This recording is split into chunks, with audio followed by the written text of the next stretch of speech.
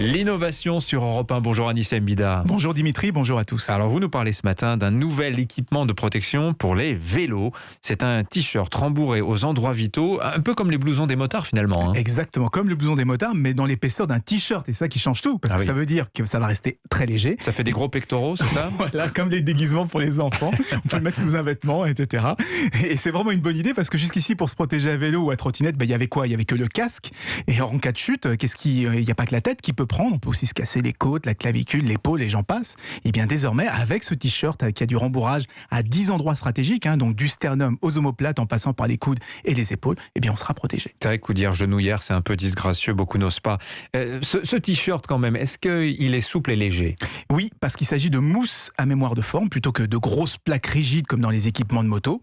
Et avec toutes ces protections, le t-shirt ne va peser qu'autour de 900 grammes, donc le poids d'un jean, contre plusieurs kilos pour les vestes des motards. Alors évidemment, c'est un petit peu moins efficace, mais c'est parfaitement calibré pour les vélos et les trottinettes, des engins qui vont quand même beaucoup moins vite que des motos.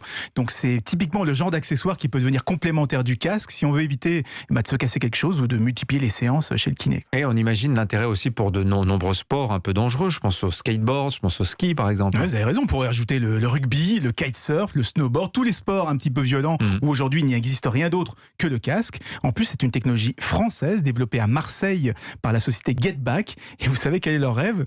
Eh bien d'en faire un équipement standard dans plusieurs épreuves aux Jeux Olympiques de Paris en 2024. Donc c'est un peu le mal qu'on leur espère. Oui, oui. Ça en plus, c'est pas du dopage technique. Ça, non, c'est de la protection.